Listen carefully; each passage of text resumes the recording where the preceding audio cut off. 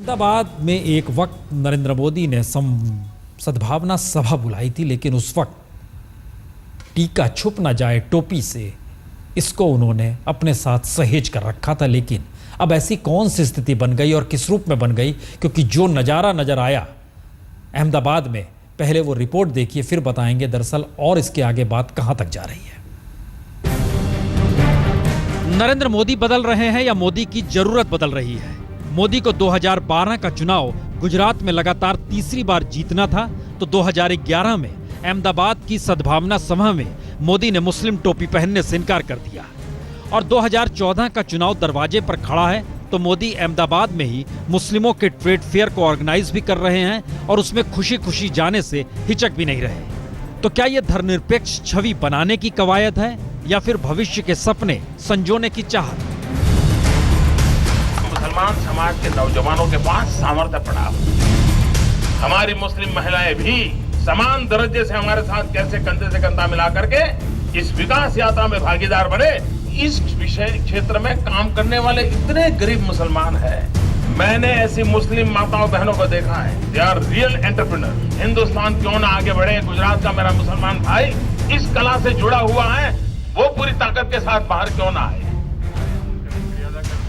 दरअसल मोदी धीरे धीरे देश का सियासी सच समझने लगे हैं। गुजरात में कांग्रेस से सीधी टक्कर होती तो वोट दो हिस्सों में बटेंगे और उन्हें लाभ मिल जाएगा, और वहां टोपी पहनकर टीके को छुपाना मोदी की राजनीतिक फितरत हो सकती है।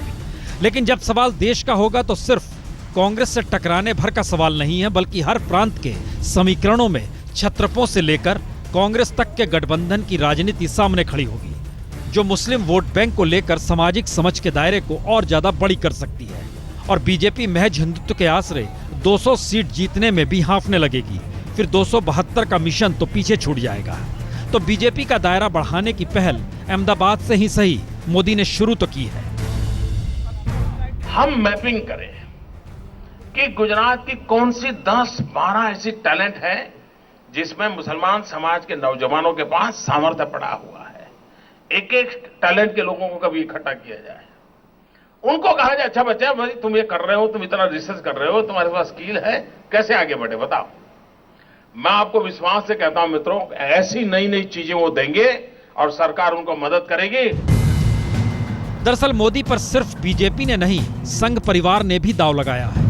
और संघ को लगने लगा है कि मोदी की अगुवाई में अगर बीजेपी सत्ता में आ जाती है तो फिर स्वयंसेवकों का भी विस्तार होगा, जो संघ की सोच को सत्ता की मदद से आगे बढ़ा पाएंगे।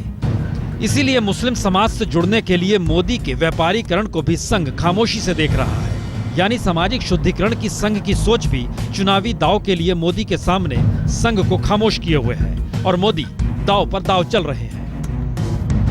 कौन किस संप्रदाय का है, कौन सी पूजा पाठ करता है, इसके आधार पर यह तय नहीं होता है कि उसको भूख कितनी लगती है। उसे खाना भी लगता है, उसको सोने की व्यवस्था लगती है। लेकिन मोदी की मुश्किल यह है कि गुजरात उनकी दुखती रग है, तो गुजरात की विकास गाथा से वो आगे बढ़ नहीं सकते। ऐसे में देश भर में वोट चाहिए, लेकिन मुस्लिम समुदाय के सामूहिकपन को भी वह गुजरात में अपने कद तले लाना चाहते हैं।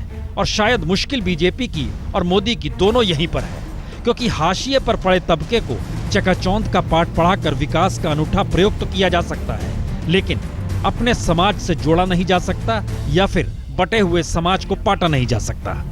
मुस्लिम महिलाओं में भी कुछ कर गुजरने की ताकत है।